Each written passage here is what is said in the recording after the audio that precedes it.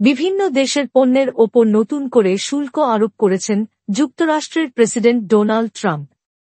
এই তালিকায় বাংলাদেশও আছে। বাংলাদেশি পণ্যের ওপরে ৩৭% শুল্ক বসিয়েছে যুক্তরাষ্ট্র। বাংলাদেশি পণ্যের ওপর আগে যুক্তরাষ্ট্রে গড়ে শুল্ক ছিল ১৫%। বুধবার স্থানীয় সময় বিকেল ৪টায় হোয়াইট হাউজে এক সংবাদ সম্মেলনে নতুন এ শুল্ক আরোপের ঘোষণা দেন তিনি। কোন দেশের ওপর কত হারে পারস্পরিক শুল্ক আরোপ হবে, সংবাদ সম্মেলনে তার একটি তালিকা তুলে ধরেন তিনি। ট্রাম্পের যুক্তি, নতুন এই রিসিপ্রোকাল ট্যারিফ বা পাল্টা শুল্ক ব্যবস্থা যুক্তরাষ্ট্রকে আবার সম্পদশালী করবে।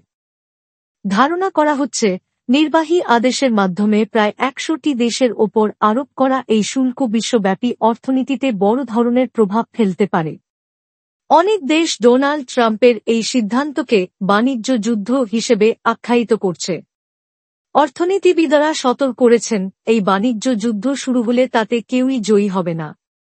কিন্তু ডোনাল্ড ট্রাম্প শুল্ক আরোপের ঘোষণার এই দিনটিকে যুক্তরাষ্ট্রের অর্থনৈতিক স্বাধীনতা দিবস হিসাবে অভিহিত করে বলেন, আমরা একটি স্বাধীন ও সুন্দর জাতি হতে যাচ্ছি এবং এই দিনটিকে আপনারা ভবিষ্যতে স্মরণ করবেন। আপনারাই তখন বলবেন, তিনি সঠিক ছিলেন। এই দিনটি আমাদের ইতিহাসের অন্যতম গুরুত্বপূর্ণ দিন।